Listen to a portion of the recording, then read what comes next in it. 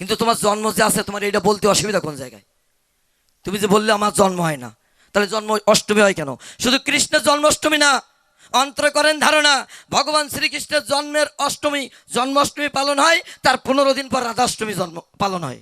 অর্থাৎ রাধারও কিন্তু জন্ম অষ্টমীতে আছে। অষ্টমী তিথিতে হয়, আমি বলে আপনাদিকে রাঙা পাই, এই জন্য মা রাধা অষ্টমী কয়, তাই না? আপনারা রাধা অষ্টমী পালন করেন না? আচ্ছা, ভগবান কৃষ্ণ যদি এর পরে আসে, আপনারা ডাক দিয়ে বলবেন তার কাছে যে ভগবান কথা নাও, তুমি তো আবির্ভূত হও, আগামী বছর আমরা জন্মাষ্টমী পালন করবো না। তাহলে আমি নারদমুনি হয়ে যে কয়টা প্রশ্ন করেছি দান, আমি বলি আপনাদিকের বিদ্যমান ভগবান কৃষ্ণ এসে তা দিয়েছে সুন্দর সমাধান। একটা প্রশ্নের জবাবও কিন্তু আর বাদ রেখে যায় নাই, তাই না কি বাবা? প্রত্যেকটার প্রশ্নের জবাব খোটাই খোটাই দিয়ে গেছে। আমি বলি আপনাদিকের কাছে এখন যতই জবাব ভালো দিক, কবিয়ালদের একটা নিয়ম আছে, যদিও জবাব ভালো হয়, আমি বলি আপনাদিকে ঠাই ওই জবাবের অভাব ধরতে হয়, তা নাহলে কিন্তু কবি গাবান হয় না। কিন্তু আজকে তার অভাব ধরার আর সুযোগ নাই আছে, তার কারণে এখনই গান শেষ করতে হবে। এই জন্য ভগবান কৃষ্ণ চরণে আমি প্রণাম জানাই। আগামী দিন যে গান হবে গুরু শিষ্য পালা, কালকে 4 আসর গান হবে, বলিকাব্য সবাই হবে। এবার 2টা দোয়া গান গেয়ে আমার আসর শেষ করে দিতে চাই।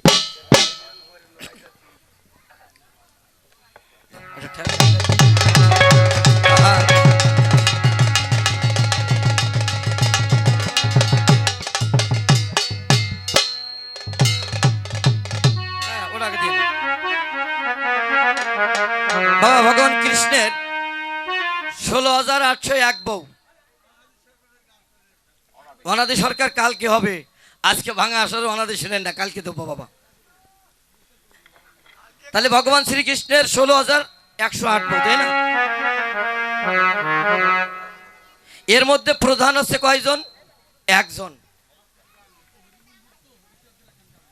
হচ্ছে শ্রীমতী রাধারানী। ওমা, এই শ্রীমতী রাধারানী তার প্রধান ভক্তা।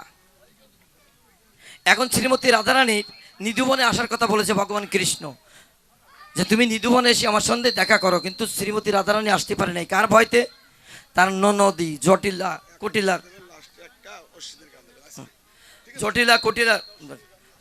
কুটিলার ভয়তে কিন্তু কেউ মা আসতে পারে না, দেখা দিতে পারে না, তার শাশুড়ি আর ননদীর জন্য। এখন ভগবান কৃষ্ণের মুখখানা মলিন জয়, আমি বলি আপনাদিকে রাঙা পায়, ডাক দিয়ে তার বাল্যবন্ধু সুবল কয়, কৃষ্ণের বাল্যবন্ধুর নাম সুবল। সুবল ডাক দিয়ে কয়, প্রভু মানে সখা, তোমার মুখখানা মলিন কেন? ডাক দিয়ে বলছে তাই যে সেজন বিনে আমার কিছু ভালো লাগে না। সেজন মানে কে? রাধারানী যে আমার সাথে দেখা করি নাই, নিধুবনে আসতে বলেছিলাম, আসি নাই, এই জন্য আমার মনখানা ভালো নাই, তাই তোমার মুখখানা মলিন। সুবল বলল ডেকে তাই যে তোমার মুখে থাকবে মৃদু হাসি, হাতে থাকবে বাঁশের বাঁশি, তোমার মুখখানা যদি মলিন যায়, আমাদের মন কি ভালো রয়? এইখানে কবি গিয়ে উঠলেন। পাগল বিজয় সরকারের একটা গান আছে, তুমি জানো না রে প্রিয়, তুমি মোর জীবনের সাধনা। সেই সুরের আমি একখান গান রচনা করেছি, আমার লেখা গান, সেই গানটা গাইতে চাই। ও ভালো লাগে না, ও ভালো ও লাগে না রে শুভ,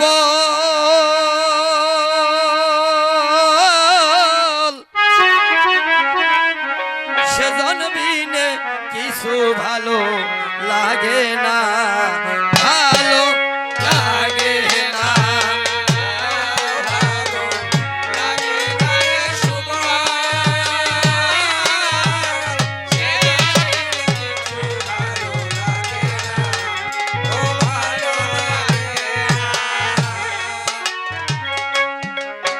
সে যে হৃদয় লালনা শুধু করে ছলনা, হৃদয় লালনা শুধু করে ছলনা, কথা দিয়ে নিধুবনে এলো না, ও ভালো লাগে না, ভালো লাগে না রে শুভ,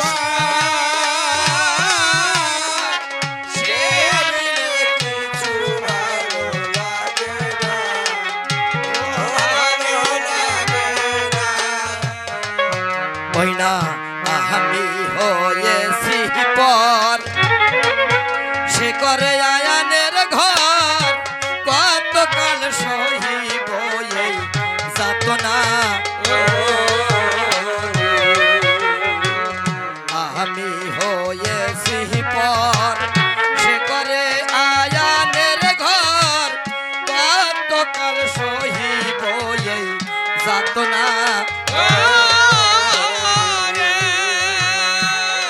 ওই আমি শয়নে স্বপনে পাই, জেগে দেখি কাছে নাই।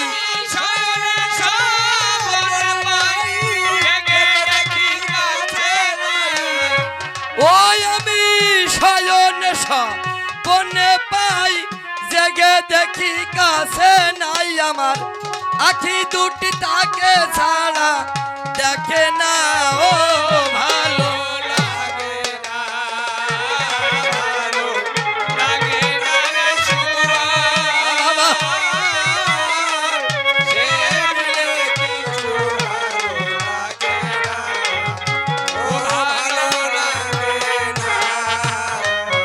গোড়া মনে রে বুঝাবো কত, ভাবি সে তো অবিরত, ভুল করেও তাকে ভোলা গেল না। পোড়া মনে রে বুঝাবো কত, ভাবি সে তো অবিরত, ভুল করেও তাকে ভোলা গেল না। ও ভালো বাসার মতো ব্যাধি নাই, আগুন ছাড়া করে ছাই। হরিবল হরিবল হরিবল। ও ভালো বাসার মতো ব্যাধি নাই, আগুন ছাড়া করে ছাই। মরলে ঔষধি মেলে না, ও ভালো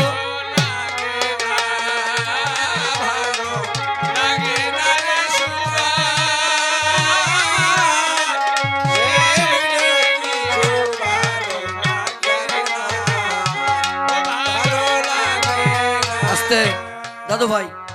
শ্রীমতী রাধারানী যখন মান করেছিল, ভগবান স্বয়ং নিজেই তার পাদ পদ্মে ভরে দাসখত দিয়েছিল না? তাই কবি গাইলেন, ওই আমি অতীব বিনয় করে কত না সে খেসি তারে, তবুও কি অভিমান গেল না। আমি অতীব বিনয় করে কত না সে দেশি তারে, তবুও কি অভিমান গেল না। ও শ্যাম আমি বনমালী হয়ে কৃষ্ণ কালী,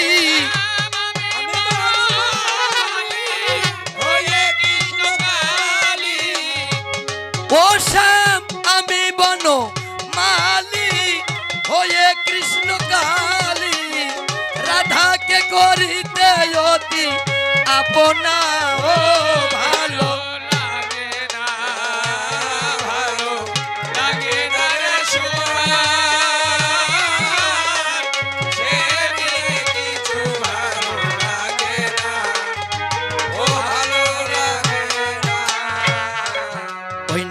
সোনা রূপা ভাঙিলে জোড়া নেয় তা পুড়িলে, ভাঙা মন জোড়া দেওয়া যায় না।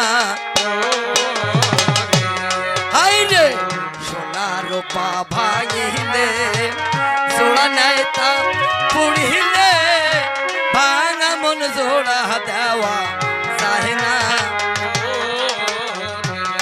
অধম আনন্দের মনের বেদনা সে তো কেউ বোঝে না।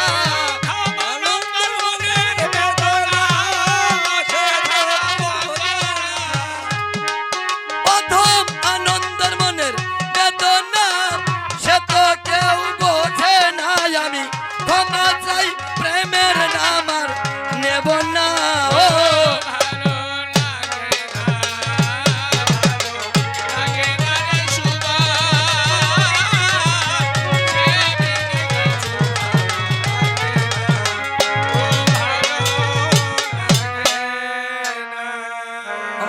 কল্পনাতে নারদমণি বিভক্তি আছে আমার কৃষ্ণ রসময়। কল্পনাতে আজকে নারদমণি হয়েছি জানাই আপনাদিকের কাছাকাছি। প্রথম যে প্রশ্নখানা করে গেছি দান, আমি বলি আপনাদিকের বিদ্যমান ওহে কৃষ্ণ কেলেশো না, তুমি আমার কথা নাও, তোমার জন্ম মৃত্যু আছে কিনা ভক্ত মাজারে সুন্দর করে বুঝাই কও।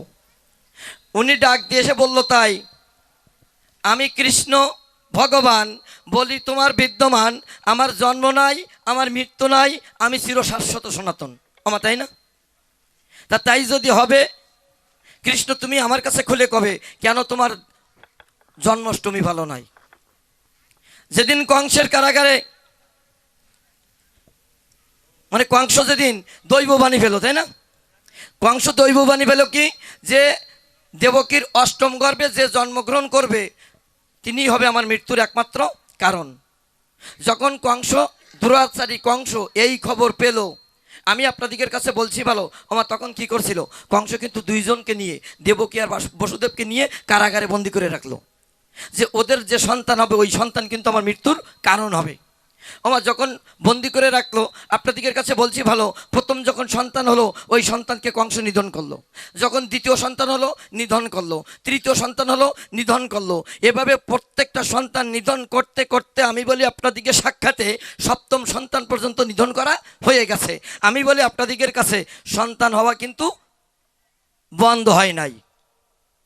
কৃষ্ণ তো জন্মগ্রহণ করে না, কিন্তু ওই দেবকীর অষ্টম গর্ভে প্রথম থেকে সপ্তম সন্তান পর্যন্ত নিধন করেছে, এবার অষ্টম গর্ভে সন্তান আসবে এই খবর যখন পেল মা, তখন চিন্তা করলো, তাই ওই দুইজনকে তো একই কারাগারে রাখেছি, ওদের দুইজনকে নিয়ে দুই কারাগারে বন্দি করে রাখতে চাই। আমা দেবকীকে এক কারাগারে রেখেছে, বসুদেবকে আরেক কারাগারে রেখেছে, দুইজন কিন্তু দুই কারাগারে, এবং বসুদেবের বুকের পরে পাথর চাপা দিয়ে রেখেছে, শিকল দিয়ে বেড়ি বাদ দিয়ে রেখেছে, যাতে কোনো কায়দায় উঠতে না পারে, চলতে না পারে। আমি বলি আপনাদিকের দ্বারে ভগবানের কি লীলা আছে, আমি বলি আপনাদিকের কাছে ঠিক টাইম মতো কিন্তু অষ্টম গর্ভে জন্ম সন্তান এসেছে। তখন দাঁড়িয়ে গিয়ে সংবাদ দিল যে অষ্টম গর্ভের সন্তান প্রসব হলো। কংস, দুরাচারী কংস কিন্তু ওই কারাগারে গেল, কারাগারে গিয়ে দেখতে পাই, আমি বলি আপনাদিকে ঠাই, যে আবারও দেবকীর অষ্টম গর্ভে সন্তান এসেছে রে ভাই। একে একে কত 7 সন্তান সব নিধন করা হয়ে গেছে, এবার অষ্টম গর্ভে সন্তান এসে ওই সন্তানের পা ধরে, আচ্ছা যে সন্তান ভূমিষ্ঠ হয় ওই সন্তানকে পা ধরে যদি আকাশের দিকে ঘোরানো হয়, ওই সন্তান কি বেঁচে থাকে? বাঁচার কোনো কায়দা নাই। আমি বলি আপনাদিকে ঠাই, তখন দুরাচারী কংস গিয়ে ওই অষ্টম গর্ভে যে সন্তান হলো মা, ওই সন্তানকে 2 পা ধরে আকাশের দিকে এভাবে ঘোরাতে লাগলো। ছোট্ট বাচ্চাকে আকাশের দিকে ঘোরাতে দেখি সেই বাচ্চা বাঁচে মা। যখন আকাশের দিকে ঘোরায়, আমি বলি আপনাদিকে ঠাই, যখন 3 গুল্লি দেওয়া হয়ে গেল, আপনাদিকে বলছি ভালো, তখন হাত থেকে হঠাৎ ওই বাচ্চা ফসকে চলে গেল। হাত থেকে ফসকে গিয়ে একটা দৈব বাণী দিল। দৈব বাণী কে ছিল? উনি ছিল আমার মা কালী, আদ্যাশক্তি মহামায়া, তাই না? মহাকাল। উনি দৈব বাণী দিয়ে গেলেন, ও এক অংশ তোকে বদিবে যে গোকুলে বাড়ি শেষে, তোকে বদিবে যে গোকুলে বাড়ি শেষে। এই যে দৈববাণী দিয়ে গেল, ওই কংসর কিন্তু মৃত্যুর কারণ ওইখানেই হয়ে গেল। তাহলে শ্রীকৃষ্ণ দেবকীর অষ্টম গর্ভে জন্মগ্রহণ করেছে, এইটা হচ্ছে বায়ু গর্ভে এসেছে। কিন্তু তোমার জন্ম যে আছে, তোমার এটা বলতে অসুবিধা কোন জায়গায়? তুমি যে বললে আমার জন্ম হয় না, তাহলে জন্ম অষ্টমী হয় কেন? শুধু কৃষ্ণের জন্মাষ্টমী না, অন্তর করেন ধারণা, ভগবান শ্রীকৃষ্ণের জন্মের অষ্টমী, জন্মাষ্টমী পালন হয়, তার 15 দিন পর রাধাষ্টমী জন্ম পালন হয়, অর্থাৎ রাধারও কিন্তু জন্ম অষ্টমীতে আছে। অষ্টমী তিথিতে হয়, আমি বলে আপনাদিকে রাঙা পাই, এই জন্য মা রাধা অষ্টমী কয়, তাই না? আপনারা রাধা অষ্টমী পালন করেন না? আচ্ছা, ভগবান কৃষ্ণ যদি এর পরে আসে, আপনারা ডাক দিয়ে বলবেন তার কাছে যে ভগবান কথা নাও, তুমি তো আবির্ভূত হও, আগামী বছর আমরা জন্মাষ্টমী পালন করব না, আমরা আবির্ভূত অনুষ্ঠান পালন করব। আবির্ভাব অষ্টমী, আবির্ভাব অষ্টমী কেউ করে? কেউ করে না। আমি বলে আপনাদিকে ধারে ভগবান সবাই কিন্তু জন্মাষ্টমী পালন করে ভগবানের। তারপরে থামি নাই, আমি বলে আপনাদিকে ঠাই, ডাক দিয়ে বলল, তাই দেবকীর অষ্টম গর্ভে যিনি জন্মগ্রহণ করেছে ওনার ছিল 4 হাত মহাবিষ্ণু। কি জবাব তাই দিছে না? যে দেবকীর অষ্টম গর্ভে যিনি জন্মগ্রহণ করেছিল ওনার ছিল 4 হাত মূর্তি, অর্থাৎ 4 হাত মহাবিষ্ণু। দেখেন প্রশ্নের কাটিং কোন জায়গায় দেওয়া যায়, আমার ভালো করে বুঝছেন। কবিগান তো বোঝার গান, ছন্দের গান, দ্বন্দ্বের গান, জ্ঞানের গান। তাহলে ওনার ছিল 4 হাত মহাবিষ্ণু, আমি মেনে নিলাম। তাহলে এই মহাবিষ্ণু কে ছিলেন? সত্য যুগের ভগবান, সত্যনারায়ণ। সত্যনারায়ণ যিনি মহাবিষ্ণু কিন্তু তিনি। তাহলে সেই সত্য যুগের ভগবান মহাবিষ্ণু এবার মাথায় করে নিয়ে যাচ্ছে। বসুদেব যখন মাথায় করে নিয়ে যায় কোথায়? যশোদার কাছে, মা যশোদার কাছে রেখে আসবে, আসবে না মা? যখন যশোদার কাছে রাখতে যায়, আমি বলি আপনাদিকে ঠাই, তখন কিন্তু মেঘাচ্ছন্ন অবস্থা দেখা যায়, অর্থাৎ গুড়ি গুড়ি বৃষ্টি পড়ে। যখন গুড়ি গুড়ি বৃষ্টি পড়ে, তখন পরমেশ্বর যিনি, ঈশ্বরের উপরে যিনি পরমেশ্বর, ঈশ্বরের উপরে যিনি পরমেশ্বর যিনি, উনি কি করলেন? পঞ্চনাগ সৃষ্টি করে ওই ভগবান কৃষ্ণের কিন্তু মাথা ঢেকে দিলেন। আছে না দাদু ভাই? পঞ্চনাগে মাথা ঢেকে দিল, যাতে এক ফোঁটা বৃষ্টি ভগবান কৃষ্ণের গায়ে না লাগে। আমি বলি আপনাদিকের প্রভাগে যখন এইভাবে ডেকে দিল, আপনাদিকের কাছে বলছি ভালো, বসুদেব যখন মাথায় করে নিয়ে যশোদার কাছে যায়, তখন যমুনা পাড়ি দিয়ে যেতে হয়। ওই যমুনা যখন পাড়ি দিতে যাবে, তখন যমুনা মনে মনে ভাবলো তাই, যে আমিও একটু ভগবানের চরণ স্পর্শ করতে চাই। সবাই তো ভগবানের চরণ চাই। এখন যমুনা জল কি করতে লাগলো বাবা? ভাবতে শুরু করলো, মানে ফুলতে শুরু করলো। এই ভগবান নিজে বলে গেছে, জবাব দিছে। প্রথম আসলো কোন পর্যন্ত? বুক পর্যন্ত, ওই নাভি পর্যন্ত, তারপর বুক পর্যন্ত, তারপর মুখ পর্যন্ত, তারপর নাক পর্যন্ত। ডাক দিয়ে আমাকে বললো, তাই নারদ, নিজে না বাঁচলে কাউরে বাঁচানো যায় না। অন্তর করেন ধারণা, যখন নাক পর্যন্ত জল এলো, দম বন্ধ হয়ে গেল, তখন কিন্তু মহাবিষ্ণুকে ফেলে দিল। এইবার আপনারা বলেন, আমি বলবো না, আপনারা বলেন। আচ্ছা, যার মাথার উপর ভগবান থাকে তার মৃত্যু ভয় থাকে নাকি? তাহলে কি প্রশ্ন জবাব দিল? যার মাথার উপরে মহাবিষ্ণু, যে সেই ভগবান তো তার মাথার উপর আছে, তার তোমার মৃত্যুর ভয় থাকে না। আপনারা সবাই এখানে নববৃন্দাবনে ধামে এসেছেন, আপনারা আমার কথা নেন, এখানে নববৃন্দাবন ধাম মানে এখানে ভগবান মা কালী স্বয়ং আছে, রাধা কৃষ্ণ আছে। আমি বলি আপনাদের কাছে, এখানে কারোর মৃত্যু যন্ত্রণা নাই, মৃত্যুর ভয় নাই, কিছুই নাই। যখন এই নববৃন্দাবন ধাম ছেড়ে চলে যাবেন, তখন কিন্তু অনেক আশঙ্কায় থাকবেন, কিন্তু যতক্ষণ আপনারা নববৃন্দাবন ধামের মধ্যে থাকবেন, কারোর কোনো ভয়ভীতি থাকার কথা না। অন্তর করেন ধারণা, উনি ডাক দিয়ে বলল, তাই মহাবিষ্ণুকে ফেলে দিল, বাঁচার জন্য মহাবিষ্ণুকে ফেলে দিল। মহাবিষ্ণু যমুনায় তলিয়ে গেল। এবারে যমুনা পা, মানে যমুনার ওই জলে পা দিয়ে টোকায় টোকায় যখন খোঁজ করে যখন পায়ে বেঁধে যায়, তখন উঠায় আনে, উঠায় এনে দেখতে পায় ওই দুই বাহু মূর্তি ভগবান শ্রীকৃষ্ণের আবির্ভূত হয়। আমার তাই জবাব হয়েছে না? তা সে ভগবান ওইখান থেকে আবির্ভূত হলো, তা আমার মহাবিষ্ণু কোন জায়গায় গেল? কৃষ্ণ তা বলল না তো।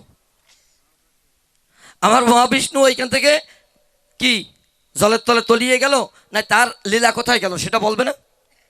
ওখানে আমি মানলাম যে কৃষ্ণ ওইখান থেকে আবির্ভূত হয়ে উঠেছে, দুই বাহু মূর্তি হয়ে ওইখানে কিন্তু ভগবান আবির্ভূত হয়েছে।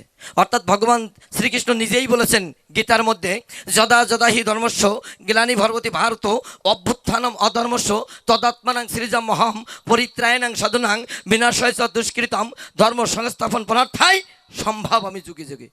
অর্থাৎ যখন ধর্মের গ্লানি হবে, অধর্ম বেড়ে যাবে, তখন আমি যুগে যুগে অবতীর্ণ হই। ভগবানের অবতীর্ণ হওয়ার জন্য যুগ লাগে না, যে কোনো মুহূর্তে ভগবান সৃষ্টি করতে পারে না?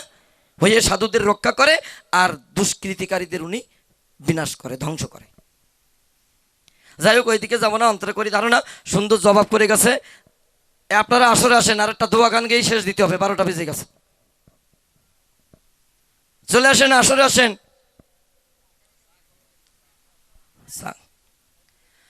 তা যাই হোক, তাহলে আরো একটু কিছু আলোচনা করি আমার।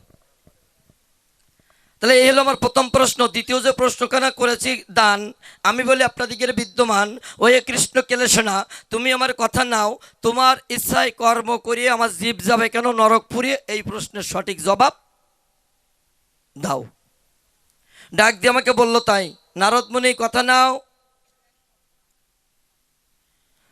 ওই এক বিদেশ গেছে এক ভদ্রলোক, ওই তার বউ নাকি বাড়ি আসতে বলছে, আসার সময় পদ্মার্থে ইলিশ মাছ, ওই ইলিশ মাছের গল্প দিয়ে উপরওয়ালা তলের আলা দিয়ে জবাব বুঝাই দিয়েছে। এইভাবে কি জবাব হলো? যে যা জানে সব উপরওয়ালা, নিচের আলার কোনো দোষ নাই। নিচিয়া লাগিয়ে সবাই দোষ আছে, নিজের দোষ নিচিয়া লাগিয়ে দোষ আছে। আমি আনন্দ হয়ে বলছি, নারদ না, আমি দোষ করতে পারি, আনন্দ সরকার পারি না? আপনিও দোষ করতে পারেন, আপনিও ভুল করতে পারেন। এই ভুল সংশোধনের মালিক কি? কথা কন না কেন? এই ভুল সংশোধনের মালিক একমাত্র ঈশ্বর। অর্থাৎ উনি আমাদের মধ্যে কি দিছে?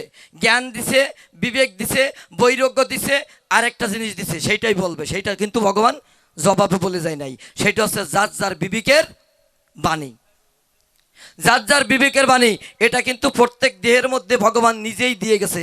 অর্থাৎ বিবেক সত্তা জাগৃত করতে হবে। এই বিবেক সত্তা জাগৃত না করলে কিন্তু মা অন্যায় অপরাধ থেকে জীবনে কোনোদিন মানুষ পিছপা হবে না। কেমন করে? আপনি একটা পরের জমির আল ঠেলা দেবেন, পরের জমির ধান কেটে আনবেন, পরের ক্ষেতের থেকে আপনি চুরি করবেন, তখন যদি আপনার বিবেকের বাণীকে জাগৃত করতে পারেন, ওর মধ্যে আর এক টাকা মানে আরেকজন বেরিয়ে গিয়ে আপনার বিবেক সত্ত্বে ডাক দেবে, ওটা করা যাবে না, পরের জিনিস নেওয়া মহাপাপ, চুরি করা মহাপাপ, মিথ্যা বলা মহাপাপ, পর স্ত্রীকে মাতৃজ্ঞান করো, পর স্ত্রীকে নিজের স্ত্রী ভেবো না, অন্তর করে ধারণা। এটা হচ্ছে বিবেকের বাণী। এই বিবেকের বাণী যখন জাগৃত হয়, আমি বলে এই ধর্মসভার গায়ে, তখন কিন্তু সেই পাপ কর্ম থেকে বিরত থাকে। তা সে বিবেকের বাণী জাগ্রত করতে গেলে পরে আমি বলি আপনাদিকের দ্বারে একমাত্র ভগবান ছাড়া কেউ বিবেকের বাণীকে জাগৃত করতে পারে না। এ কি নিজের দ্বারাই সম্ভব? নিজের দ্বারাই সম্ভব না। অন্তরে করেন ধারণা। তো ভালোই জবাব দিয়েছে। আমি বলি আপনাদিকের কাছে আর প্রশ্ন জবাব মানে যে প্রশ্নের উত্তর দিয়ে গেছে, এই জবাবের আর মানে কাটনি দেওয়ার দরকার নাই। ভগবান সুন্দর জবাব দিয়ে গেছে। এইখানে শেষ করে যাই।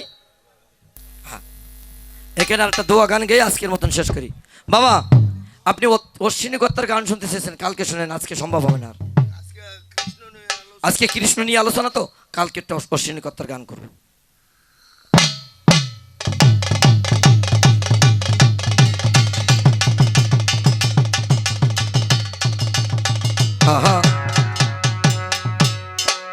ওই আমার মনে আছে মনের মানুষ,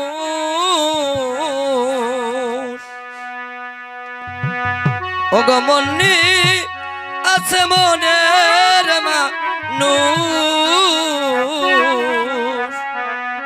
ওরে ভুলি তাকে মনে ওলো প্রাণ সজনী, শ্রাবণেরই ধারা দুনয়নে,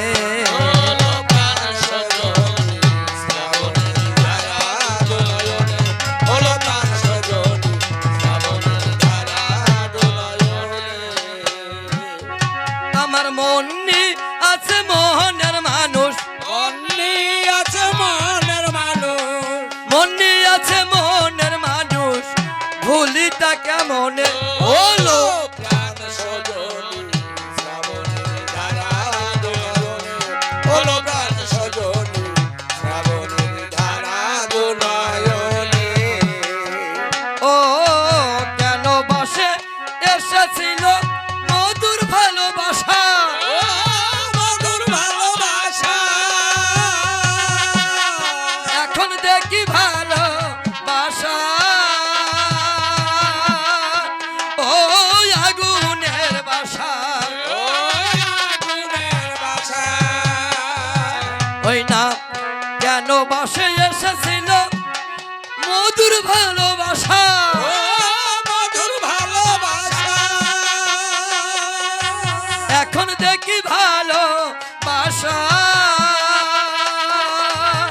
ও আগুনের বাসা, আগুনের বাসা, হৃদয় মাঝে দুঃখের বাসা, হৃদয় মাঝে দুঃখের বাসা, হৃদয় মাঝে দুঃখের বাসা, পুরি প্রেম আগুনে হলো প্রাণ সজনী, শ্রাবণের ধারা দুনয়নে, হলো প্রাণ সজনী, শ্রাবণের ধারা দুনয়নে। ও প্রাণ বধূ আর প্রথম পরশ, সেই তো দিনই রাতে, সেই তো দিনই রাতে জড়িয়ে আছে আজও আমার, ও কোমলের হিয়াতে, ও কোমলের হিয়াতে। ও প্রাণ বধূ আর প্রথম পরশ, সেই তো দিনই রাতে, সেই তো দিনই রাতে ওরে জড়িয়ে আছে আজও আমার, ও কোমলের হিতাতে,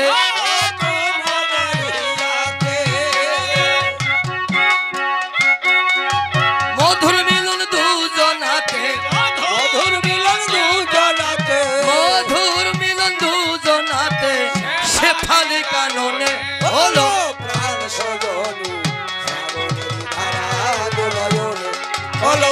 সজনী শ্রাবণের ধারা নয়নে। ও অধম অসীম বলে কোন বিধাতা সৃষ্টির ভালোবাসা আর সৃষ্টির ভালোবাসা হাসি কান্নার মাঝে বুঝি ও মিটাই যে তার আশা অধম অসীম বলে কোন বিধাতা সৃষ্টির ভালোবাসা সৃষ্টির ভালোবাসা হাসি কান্নার মাঝে বুঝি ও মিটাই যে তার আশা যার ঘটে নাই এমন দশা যার ঘটে নাই এমন দশা যার ঘটে নাই এমন দশা সে কি রে তা জানে হলো প্রাণ সজনী শ্রাবণের ধারা নয়নে। হলো প্রাণ সজনী শ্রাবণের ধারা নয়নে। হায় রে